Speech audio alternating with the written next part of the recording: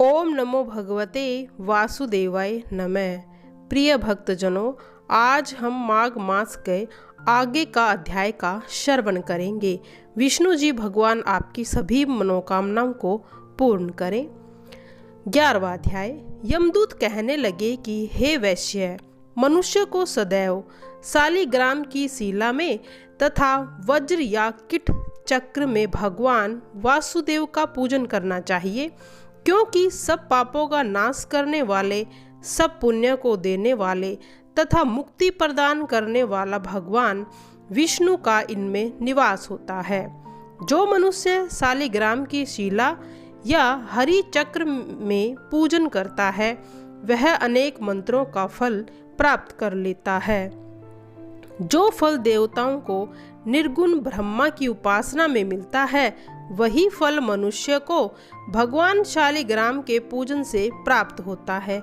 हे वैश्य, अत्यंत पापी, दुराचारी, अनाधिकारी भी शालिग्राम का पूजन करने से यमलोक को नहीं देखता। भगवान को लक्ष्मी जी के पास तथा बैकुंठ में इतना आनंद नहीं आता जितना शालिग्राम की शिला या चक्र में निवास करने में आता है। स्वर्ण कमल युक्त करोड़ों शिवलिंग के पूजन से इतना फल नहीं मिलता। भक्ति पूर्वक शालिग्राम का पूजन करने से विष्णु लोक में वास करके मनुष्य चक्रवर्ती होता है। काम, क्रोध, लोभ, मोह, अहंकार से युक्त होकर भी मनुष्य शालिग्राम का पूजन करने से बैकुंठ में प्रवेश करता है। जो सदैव शालिग्राम का पूजन करते हैं, वह प्रलय काल तक स्वर्ग में वास करते हैं। जो दीक्षा, नियम और मंत्रों के चक्र से बलि देता है, वह निश्चय करके ही विष्णु लोक को प्राप्त होता है। जो माघ मास महात्म्य शालिग्राम के जल से अपने शरीर को अभिषेक करता है, वह मानो संपूर्ण तीर्थों में स्नान करता है। गंगा, रेवा, गोदावरी सब का जल शालिग्राम में वास करता है। जो मनुष्य शालिग्राम की शिला में सन्मुख अपने पितरों का श्राद्ध करता है और उसके पितर कई कल्प तक स्वर्ग में वास करते हैं। जो लोग नित्य शालिग्राम की शिला का जल पीते हैं, उनको हजारों हजारों बार पंचगव्य पीने से क्या लाभ। जहाँ पर शालिग्राम है, वहाँ स्थान तीर्थ स्थान के समान ही है। वहाँ पर किए गए संपूर्ण दान, होम करोड़ों गुना फल को प्राप्त होता है।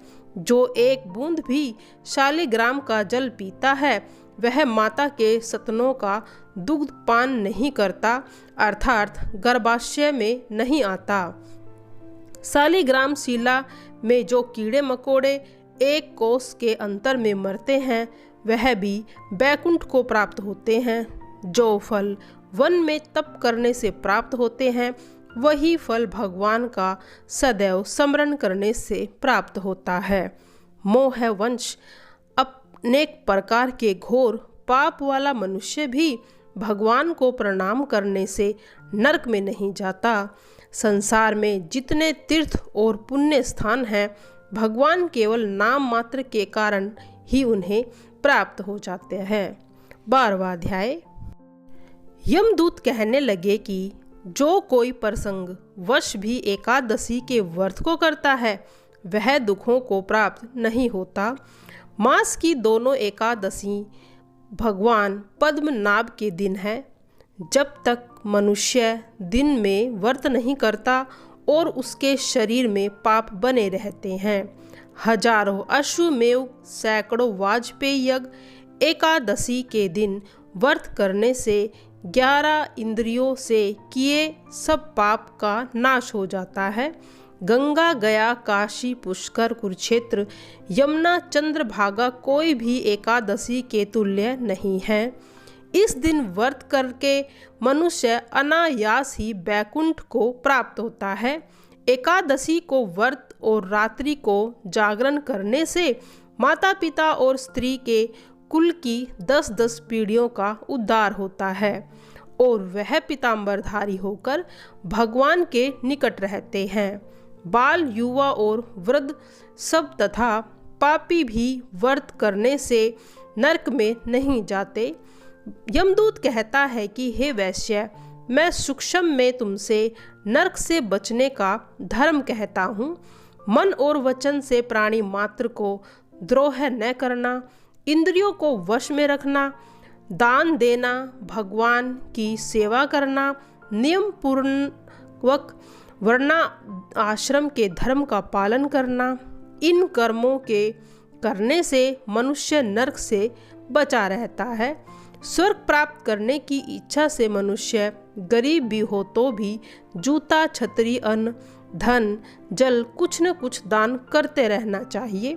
दान देने वाला मनुष्य कभी यम की यातना को नहीं देखता तथा दीर्घ आयु और धनी होता है।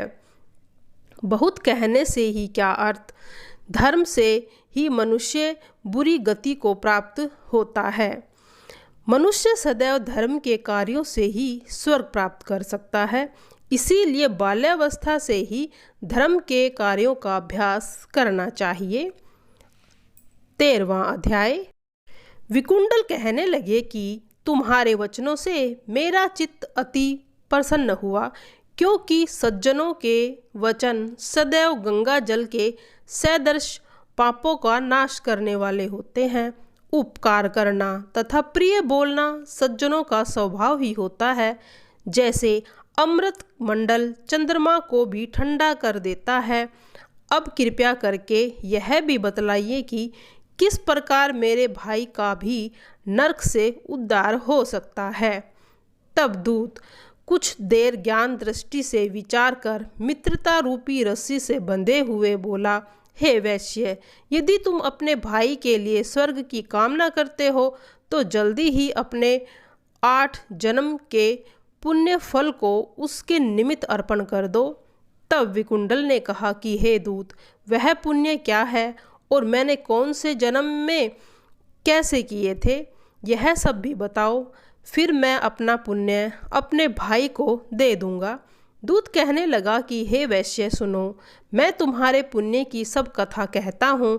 पूर्व समय में मधुवन में शाल्की नाम का एक ऋषि था। वह बड़ा तपेश्वरी भरमेश्वरी के समान तेज वाला था। नवग्रह की तरह उसकी स्त्री रेवती के 9 जिनके नाम ध्रुव, शशि, बुध, तार, ज्योतिमान थे, इन 5 ने गृहस्थ आश्रम धारण कर लिए थे तथा निर्मोह, जीतमाय, ध्याननिष्ठ और गुणातंग यह 4 संन्यास ग्रहण कर वन में रहने लगे। यह शिखा सूत्र से रहित पत्थर और सोने को समान समझते थे। जो कोई अच्छा या बुरा उनको अन्न देता वही खा लेते थे। जैसा कोई कपड़ा देता उसको वैसे ही पहन लेते थे। सदैव ब्रह्मा के ध्यान में लगे रहते थे। इन 4 के व्रत, शीत, निद्रा और आहार सबको जीत लिया था। बस चर अचर को विष्णु रूप समझते हुए मौन धारण करके संसार में विचरते थे।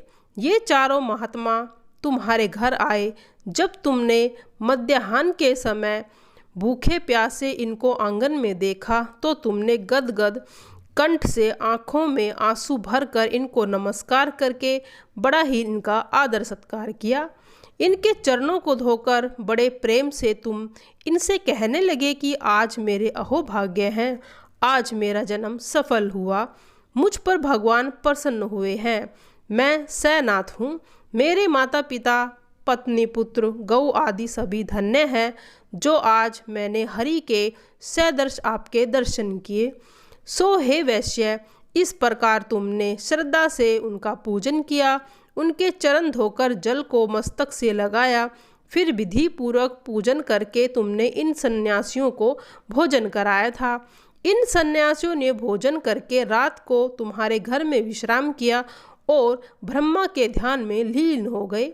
इन सन्यासियों के सत्कार से जो मनुष्य तुमको मिला सो मैं भी कहने में असमर्थ हूँ, क्योंकि सब भूतों के प्राणी श्रेष्ठ हैं।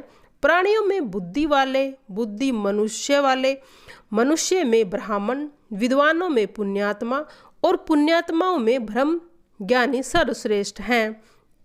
ऐसी ही संगति से बड़े बड़े पाप नष्ट हो जाते हैं। यह पुण्य तुमने अपने 8वें जन्म में किए थे, सो यदि तुम अपने भाई को नरक से मुक्त कराना चाहते हो तो यह पुण्य उसे दे दो।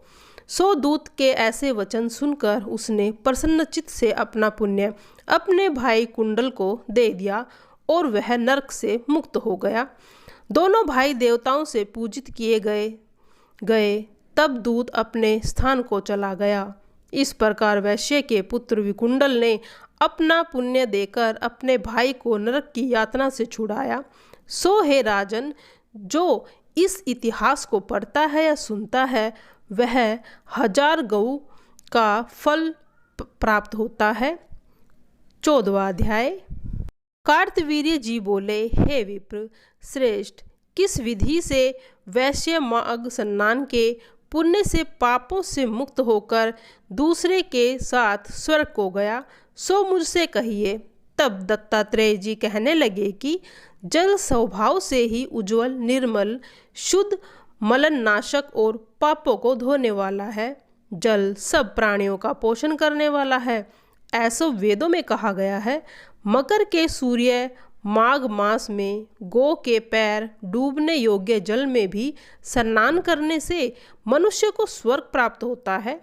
यदि सारा मास स्नान करने से अशक्त हो तो 3 दिन ही स्नान करने से पापों का नाश होकर मनुष्य स्वर्ग को प्राप्त करता है। चाहे धन का अभाव होने से थोड़ा ही दान करे, वह भी धनी और दीर्घ आयु और सुख संपन्न होता है। 5 दिन स्नान करने से चंद्रमा के सदृश शोभायमान होता है। इसीलिए अपना कल्याण चाहने वालों को माघ मास में नदी तालाब में स्नान करना चाहिए। अब माघ के स्नान वाले नियमों को कहता हूँ, ध्यानपूर्वक सुनिए। इस मास में एक ही समय भोजन करना उपयोग होना चाहिए। भूमि पर सोना चाहिए। भगवान विष्णु की तीनों समय पूजा करनी चाहिए। ईंधन, वस्त्र, कंबल, जूता, घृत, तेल, कपास, रुई, वस्त्र तथा अन्न का दान करना चाहिए। दूसरे की अग्नि न तपे, ब्राह्मण दान न ले और मास के अंत में ब्राह्मणों को भोजन करावे और उसको दक्षिणा दे तथा एकादशी के नियम से माघ स्नान का उद्यापन करे। भगवान से प्रार्थना करें कि हे देव, इस स्नान का मुझे माघ मास महात्म्य यथोक्त फल दीजिए। मौन रहकर इस मंत्र का उच्चारण करे, फिर भगवान का स्मरण करे। जो मनुष्य श्री गंगा जी में माघ मास में स्नान करते हैं वे 4000 युग तक स्वर्ग में ही निवास करते हैं। जो मनुष्य माघ मास में गंगा और यमुना में स्नान करता है वह प्रतिदिन 1000 स्वर्ण मुद्रा दान का फल प्राप्त करता है तथा 1000 कपिल गौ के दान का फल मिलता है। 15वां अध्याय। दत्तात्रेय जी कहने लगे कि हे राजन, प्रजापति ब्रह्मा के पापों के नाश के लिए माघ मास में प्रयाग तीर्थ की उत्पत्ति की। गंगा जी और यमुना जी के जल की धारा में स्नान का महात्म्य ध्यानपूर्वक सुनो। जो प्राणी इस गंगा यमुना संगम में माघ मास में स्नान करता है वह गर्भ योनि में नहीं आता, उसको जन्म मरण के बंधन से मुक्ति मिल जाती है। माघ मास में प्रयागराज में स्नान करने से मनुष्य समस्त भोगों को भोग कर ब्रह्म पद को प्राप्त होता है। माघ मास तथा मकर राशि में सूर्य में जो प्रयाग में स्नान करता है उसके पुण्य की गणना से चित्रगुप्त भी नहीं कर सकते। 100 वर्षों तक निराहार रहकर जो पुण्य प्राप्त होता है वही फल माघ मास में स्नान, तप, दान, जप तथा माघ मास महात्म्य सुनने से तथा माघ मास में 3 बार प्रयाग में स्नान करने से होता है। जो फल 100 वर्षों तक योगा अभ्यास करने से मिलता है, जैसे सर्प पुरानी काचली को छोड़कर नया रूप ग्रहण कर लेता है, वैसे ही माघ मास में स्नान करने से मनुष्य पापों को छोड़कर स्वर्ग को प्राप्त होता है। परंतु गंगा यमुना में स्नान करने से हजारों गुना फल मिलता है। हे राजन, जिसको अमृत कहा गया वह त्रिवेणी है। ब्रह्मा, शिव, रुद्र, आदित्य, ऋतगण, गंधर्व, लोकपाल, यक्ष, गुहक, किन्नर, अणि, मदि गुणों से सिद्ध तत्वज्ञानी ब्राह्मणी, पार्वती, लक्ष्मी, सची, नैनादिति, अदिति, संपूर्ण देव पत्नियां तथा नागों की स्त्रियां घृताची, मेनका, उर्वशी, रंभा, त्रिलोक्षमा, अप्सरागण और सब पितर मनुष्यगण, कलयुग में गुप्त और सतयुग में प्रत्यक्ष सब देवता माघ मास में स्नान करने के लिए आते हैं।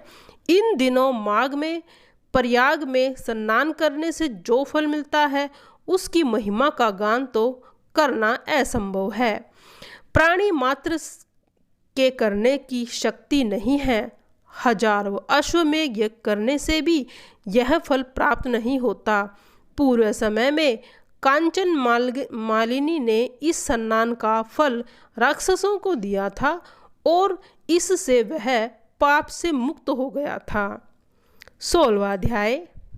कार्तवीर्य कहने लगा कि हे भगवान, वह राक्षस कौन था और कांचन मालिनी कौन थी? उसने अपना धर्म कैसे दिया और उसका साथ कैसे हुआ?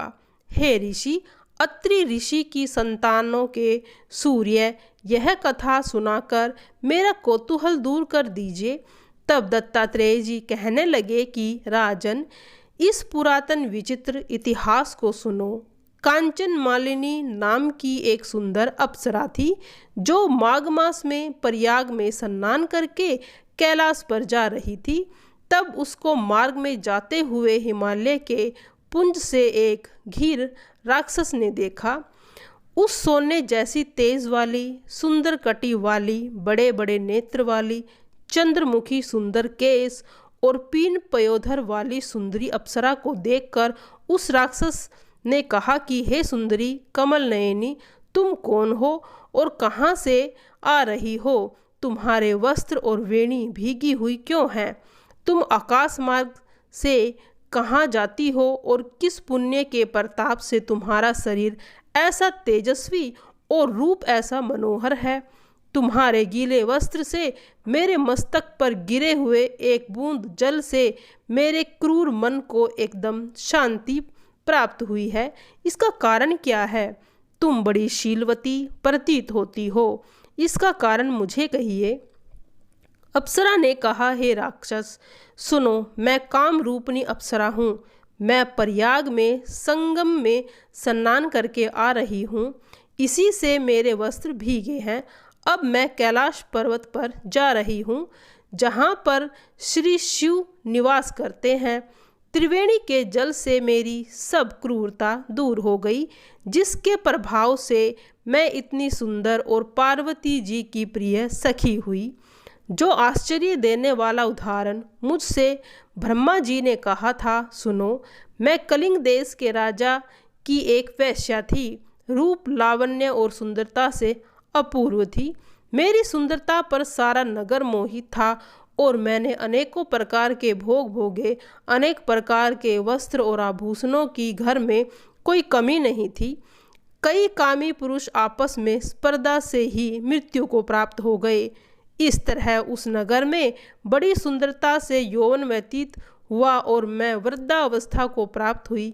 जब मेरे मन में विचार उत्पन्न हुआ कि मैंने अपनी आयु पापों में ही व्यतीत कर दी, धर्म का कोई कार्य, दान, तप, यज्ञ आदि नहीं किया, शिव या दुर्गा जी की आराधना नहीं की, न ही भगवान शिव का पूजन किया।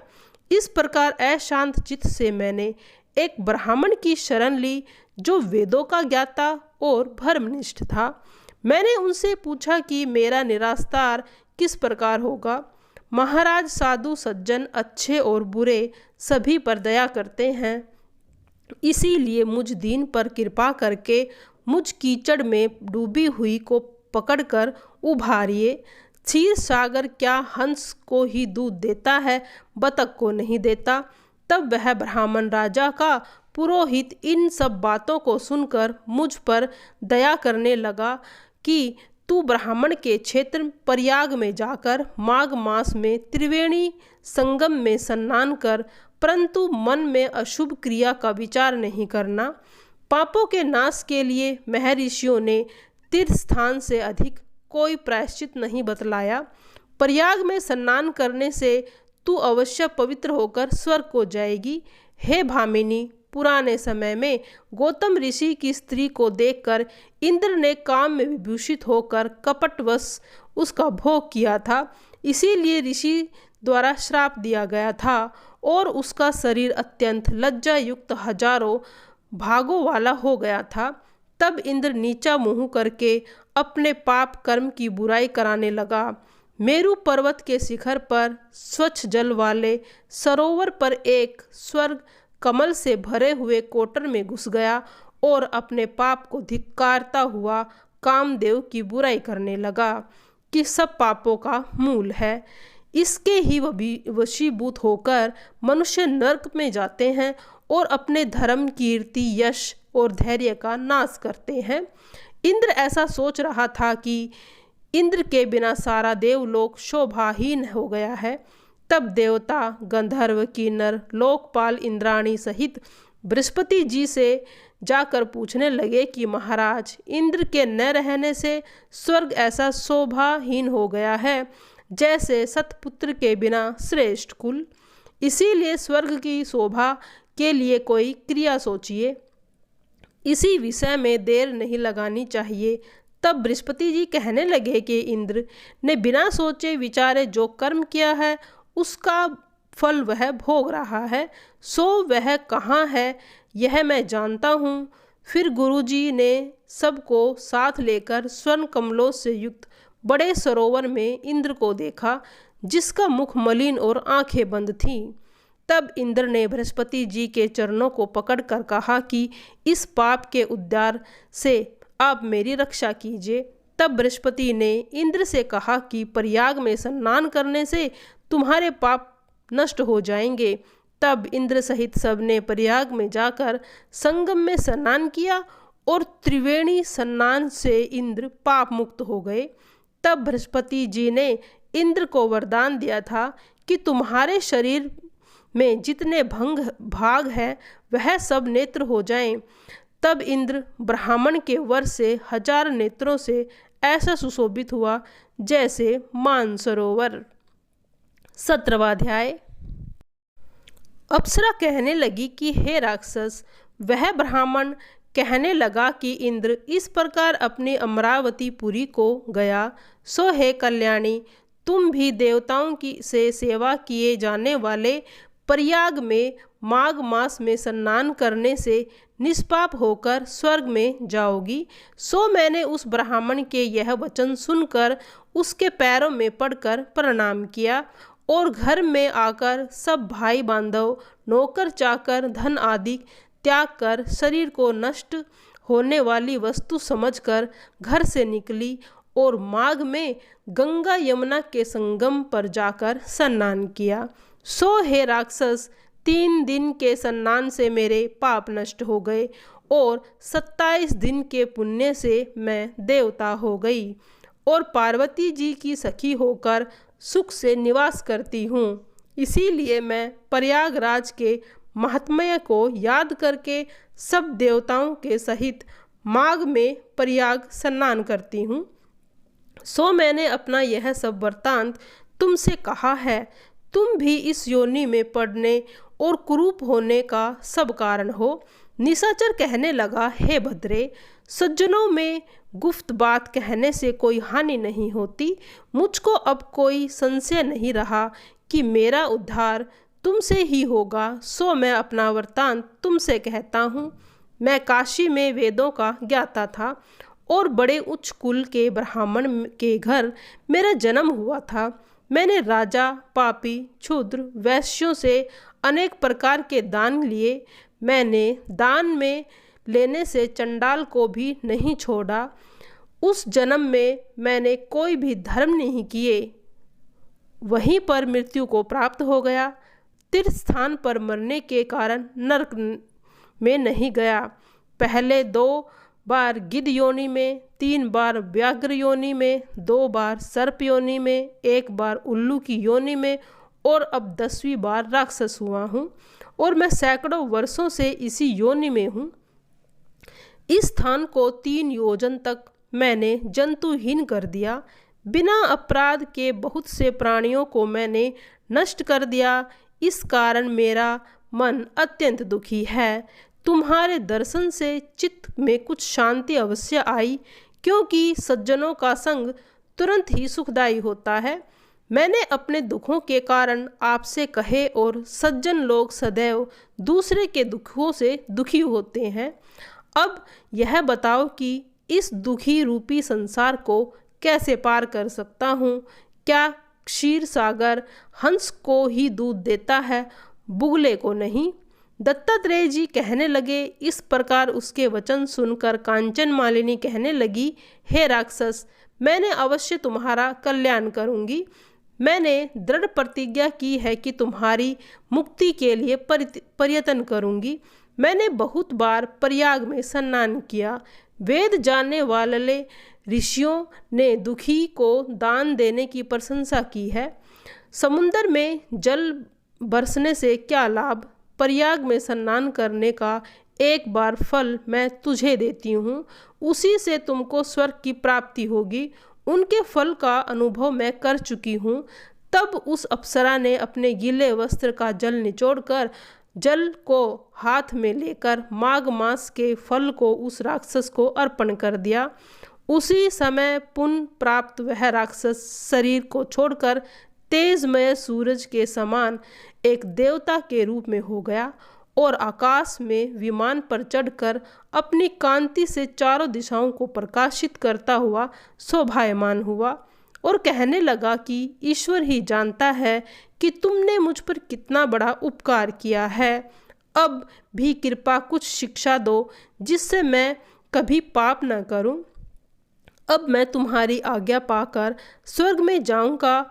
तब कांचन मालिनी ने कहा कि सदैव धर्म की सेवा करो, काम रूपी स्त्रु को जीतो, दूसरे के गुण और दोषों का वर्णन मत करो, शिव वासुदेव का पूजन करो, इस देह का मोह मत करो, पत्नी पुत्र धन आदि की ममता को त्यागो, सत्य बोलो, वैराग्य भाव धारण कर योनि बनो, योगी बनो। मैंने तुमसे यह धर्म के लक्षण कहे।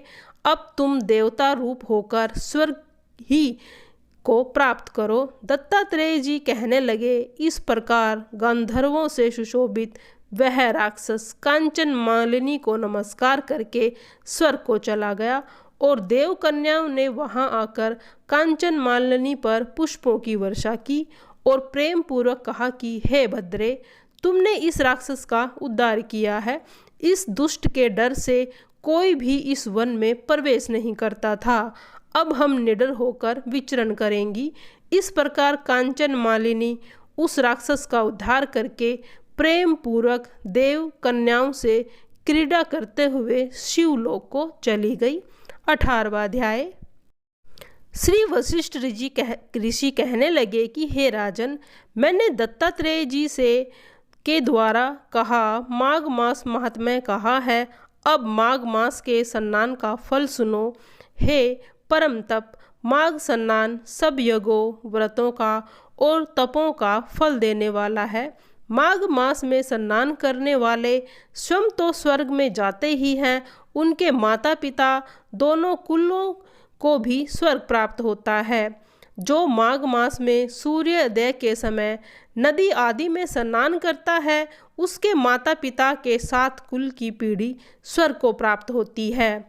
माघ मास में स्नान करने वाले दुराचारी और कुकर्मी मनुष्य भी पापों से मुक्त हो जाते हैं और इस मास में हरि का पूजन करने वाले पाप समुदायों से छूटकर भगवान के सदृश शरीर वाले हो जाते हैं। यदि कोई आलस से भी माघ मास स्नान करता है और उसके भी पाप नष्ट हो जाते हैं। जैसे गंधर्व कन्याएं राजा के श्राप से भयंकर कल को भोगती हैं, हुई लोमेश ऋषि के वचन से माघ मास में स्नान करने से पापों से छूट गई। यह वार्ता सुनकर राजा दिलीप विनय से पूछने लगे कि गुरुदेव, ये कन्याएं किसकी थी? इनको कब और कैसे श्राप मिला था? उनके नाम क्या थे? ऋषि के वाक्यों से कैसे श्राप से मुक्ति हुई और उन्होंने कहाँ पर स्नान किया? आप विस्तार पूर्वक सब कथा कहिए। वशिष्ठ जी कहने लगे, राजन, जैसे अग्नि से स्वयं अग्नि उत्पन्न होती है, वैसे ही यह कथा धर्म और संतान उत्पन्न करती है। हे राजन, सुख संगीत नामक गंधर्व की कन्या का नाम विमोहिनी था।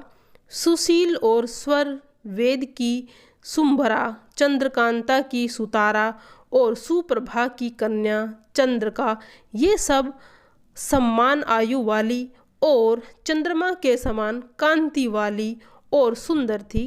जैसे रात्रि को चंद्रमा शोभायमान होता है, उसी प्रकार से पुष्प की कलियों के समान खिली हुई यह अप्सराएं थीं। ऊंचे पयोधर वाली पद्मानी, बैशाख मास की कामिनी, यौवन दिखलाती हुई नवीन पत्तों वाली लता के सदृश गोरे रंग, सोने सदृश चमकती हुई और सोने के अलंकारों से सुशोभित सुंदर वस्त्र धारण किए हुए, अनेक प्रकार के गाने और वीणा तथा बांसुरी तथा दूसरे बाजे बजाने में प्रवीण और ताल, स्वर तथा नृत्य की क्रीड़ा में निपुण थी। इस प्रकार वे कन्याएं क्रीड़ा करती हुई कुबेर के स्थान में विचरती रहती थी। एक समय कौतुक वंश माघ मास में एक वन से दूसरे वन विचरती हुई मंदिर के पुष्प तोड़कर सरोवर पर गौरी माता की पूजा के लिए गई। स्वच्छ जल में सरोवर में स्नान करके वस्त्र धारण कर मौन हो बालू मिट्टी की गौरी बनाकर चंदन कपूर कुमकुम सुंदर कमलों से उपचार सहित पूजा करके ये पांचों कन्याएं ताल नृत्य करने लगी। फिर ऊंचे गांधार के स्वर में सुंदर गीत गाने लगी। जब ये कन्याएं नाचने और गाने में लीन थी तो उस समय अच्छोद नामक उत्तम तीर्थ में वेदनिधि नाम के मुनि के पुत्र अग्निप ऋषि स्नान को आए। वह युवा ऋषि सुंदर मुख, कमल सदृश नयन, विशाल छाती, सुंदर भुजाओं वाला दूसरे कामदेव के समान था। शिखा सहित दंड लिए चर्म मर्ग चरम ओढ़े यज्ञोपवीत धारण किए हुए था। उसको देखकर पांचों कन्याएं मुग्ध हो गई और उसका रूप और यौवन देखकर कामदेव से पीड़ित हो देखो देखो ऐसा कहती हुई उस ब्राह्मण के चित्त में कामदेव का डर उत्पन्न करने लगी और आपस में विचार करने लगी कि यह कौन है। रति रहित होने से कामदेव नहीं और एक होने से अश्विनी कुमार नहीं। यह कोई गंधर्व या किन्नर या काम रूप धारण कर कोई सिद्ध या किसी ऋषि का पुत्र या मनुष्य है। कोई भी हो, ब्रह्मा जी ने इसको हमारे लिए बनाया है। जैसे पूर्व कर्म के प्रभाव से संपत्ति प्राप्त होती है, वैसे ही गौरी जी ने हम कुमारियों के लिए श्रेष्ठ वर दिया है। और आपस में यह तुम्हारा वर या मेरा अथवा सबका कहने लगी। जिस समय उस ऋषि पुत्र ने अपनी मध्याह्न की क्रिया करके ऐसा वचन सुने तो वह सोचने लगा कि यह तो बड़ी समस्या उत्पन्न हो गई है। ब्रह्मा विष्णु महेश आदि देवता तथा बड़े योगीश्वर भी स्त्रियों के भ्रम जाल में मोहित हो गए हैं। इनके तीक्ष्ण बाणों से किसका मन रूपी हिरण घायल नहीं हो सकता। जब तक नीति और बुद्धि रहती है तब तक पाप से भय रहता है। जब तक की गंभीरता रहती है, यम विधि का पालन होता है, तब तक मनुष्य स्त्री की काम रूपी बाणों से बींधा नहीं जाता। ये मुझे उन्मत्त और मुग्ध कर रही हैं।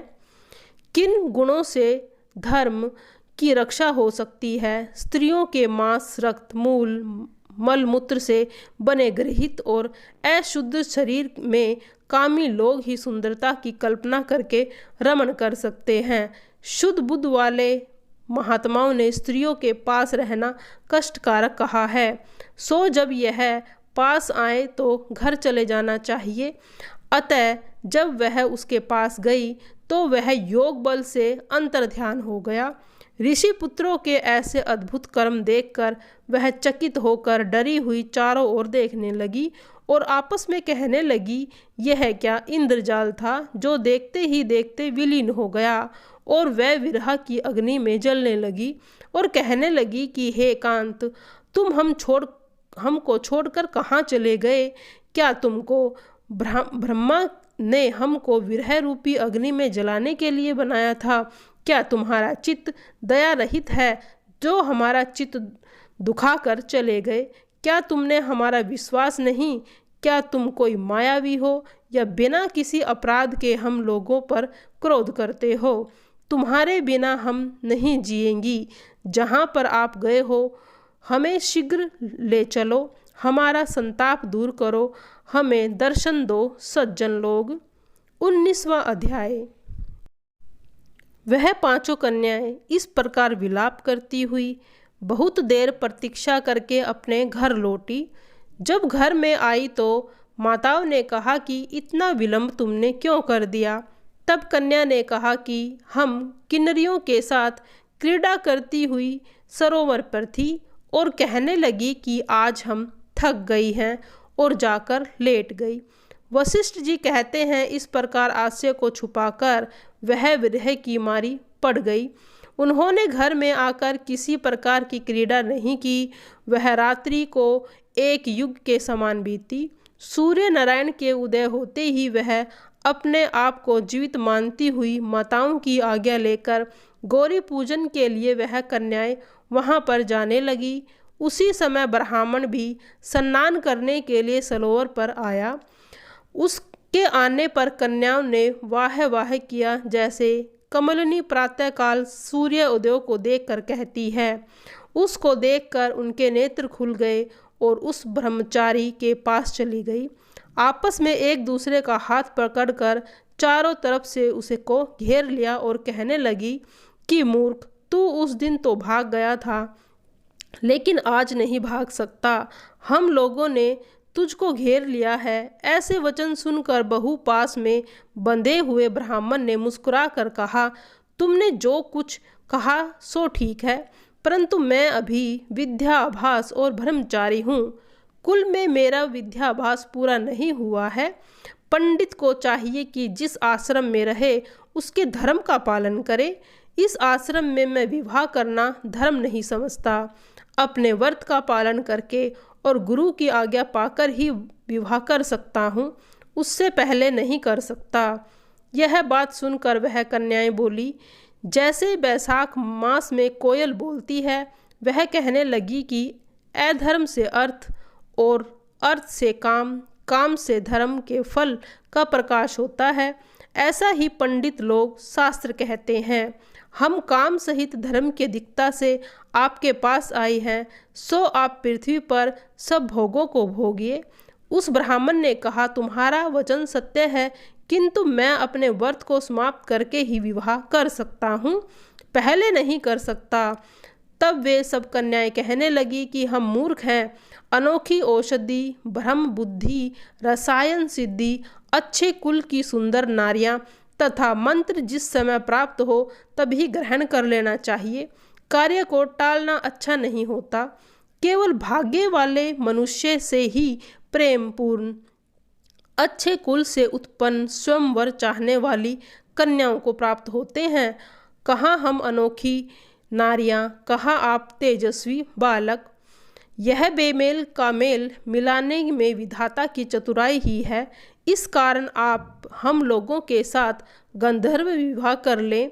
ऐसे वचन सुनकर उस धर्मात्मा ब्राह्मण ने कहा कि व्रती रहकर इस समय विवाह नहीं करूँगा, मैं स्वयंवर की इच्छा नहीं करता। इस प्रकार उसके वचन सुनकर उन्होंने एक दूसरे का हाथ छोड़कर उसको पकड़ लिया। सुशील और सुस्वरा से उनकी भुजाओं को पकड़ लिया। सुतारा ने आलिंगन किया और चंद्रिका ने उसका मुख चूम लिया, परंतु फिर उसने क्रोधित होकर उनको श्राप दे दिया कि तुम डायन की तरह मुझे चिपटी हो, इस कारण पिशाचनी हो जाओ। ऐसा श्राप देने पर वह छोड़कर अलग खड़ी हो गई। उन्होंने कहा कि हम निरपराधियों को वृथा का श्राप क्यों दिया? तुम्हारी इस अधर्मता पर धिक्कार है। प्रेम करने वाले से बुराई करने वाले का सुख दोनों लोकों में नष्ट हो जाता है। इसीलिए तुम भी हम लोगों के साथ पिशाच हो जाओ। तब वे आपस में क्रोध से उस सरोवर पर पिशाचनी हो गए। बस पिशाच पिशाचनी कठिन शब्दों से चिल्लाते हुए अपने कर्मों को भोगने लगे। वशिष्ठ जी कहने लगी, हे राजन, इस प्रकार वह पिशाच उस सरोवर में इधर उधर फिरते रहे। बहुत समय पश्चात मुनियों में श्रेष्ठ लोमस ऋषि पौष शुक्ला चतुर्दशी को उस अच्छोद सरोवर में स्नान करने आए। तब क्षुधा से दुखी उन पिशाचों ने उनको देखा तो उनकी हत्या करने के लिए गोल बांधकर उनको चारों तरफ से घेर लिया। देवनिधि ब्राह्मण भी वहां पर आ गए। उन्होंने लोमेश ऋषि को साष्टांग प्रणाम किया। वे पिशाच ऋषि के तेज के सामने ठहर ना सके और दूर जाकर खड़े हो गए। वेदनिधि हाथ जोड़कर लोमस ऋषि से कहने लगे कि भाग्य में ही ऋषियों के दर्शन होते हैं। फिर उन्होंने गंधर्व कन्या और अपने पुत्र का परिचय देकर सब वृतांत कह सुनाया और कहा कि हे मुनिवर, यह सब ही श्राप मोहित होकर आपके सम्मुख खड़े हैं। आज इन बालकों का निस्तार होगा जैसे सूर्योदय से अंधेरा नष्ट हो जाता है। वशिष्ठ जी कहने लगे, पुत्र के दुखों से दुखी हुए देवनिधि ब्राह्मण के ऐसे वचन सुनकर लोमस ऋषि ने नेत्रों में जल भर गया और देवनिधि से कहने लगे कि मेरे प्रसाद से बालकों को शीघ्र स्मृति पैदा हो। मैं उनका धर्म कहता हूँ जिससे इनका आपस में ज्ञान विलीन हो जाएगा। 20वां अध्याय। देवनिधि कहने लगे कि महर्षि, धर्म को जल्दी ही कहिए, क्योंकि श्राप की अग्नि बड़ी दुखकारक होती है। लोमस ऋषि कहने लगे कि यह सब मेरे साथ नियम पूर्वक माघ स्नान करे, अंत में यह श्राप से छूट जाएंगे। मेरा यह निश्चय है कि शुभ तीर्थ में माघ स्नान करने से श्राप का फल नष्ट हो जाता है। 7 जन्मों के पाप तथा इस जन्म के पाप में तीर्थ स्थान पर स्नान करने से नष्ट हो जाते हैं। इस अच्छोद में स्नान करने से अवश्य ही मोक्ष की प्राप्ति होती है। राजसूय यज्ञ और अश्वमेव यज्ञ से भी जितना फल मिलता है वह माघ मास के स्नान करने से मिलता है। अतएव संपूर्ण पापों का सहज में ही नाश करने वाला माघ स्नान क्यों न किया जाए। प्रिय भक्तजनों, आज 20वां अध्याय खत्म होता है और अगली वीडियो में हम बाकी के अध्याय का श्रवण करेंगे। अब सुनते हैं माता तुलसी की आरती। आइए सुनते हैं प्रिय भक्तजनों तुलसी माता की आरती। जय तुलसी माता, सब जग की दुखदा सुखदाता वरदाता। जय तुलसी माता, सब योगों के ऊपर, सब रोगों से ऊपर, रुज से रक्षा करे भवत्राता।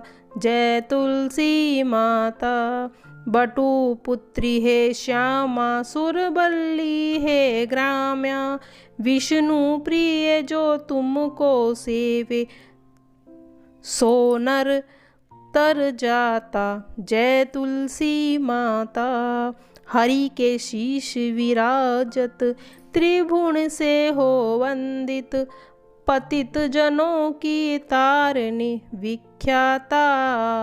जय तुलसी माता, लेकर जन्म विजन में आई दिव्य भवन में, मानव लोक तुम्ही से सुख संपत्ति पाता। जय तुलसी माता, हरि को तुम अति प्यारी, श्याम वरण तुम्हारी, प्रेम अजब है उनका, तुमसे कैसा नाता। जय तुलसी माता। तुलसी महारानी नमो नमो, हरि की प्यारी नमो नमो। धन तुलसी पूरन तप की नौशाली, ग्राम बनी पटरानी, जाके मंत्र मंजरी कोमल श्रीपति, कमल चर पलपटानी, धूप दीप नैवेद्य आरती, पुष्पन की वर्षा बरसानी। 56 भोग 3600 व्यंजन, बिन तुलसी हरि एक न माने। सभी सखी मैयो तेरे यस गावे, भक्ति दान दीजे महारानी। नमो नमो तुलसी महारानी, तुलसी महारानी नमो नमो। सभी सुखी मैया तेरो यस गावे, भक्ति दान दीजे महारानी। नमो नमो तुलसी महारानी, तुलसी महारानी नमो नमो। हरि की प्यारी नमो नमो, हरि की पटरानी नमो नमो। जय तुलसी माता, तेरी सदा ही जय हो। अपनी कृपा सभी भक्तजनों पर बनाए रखना, उनकी सभी इच्छाओं को पूरा करना तुलसी मैया।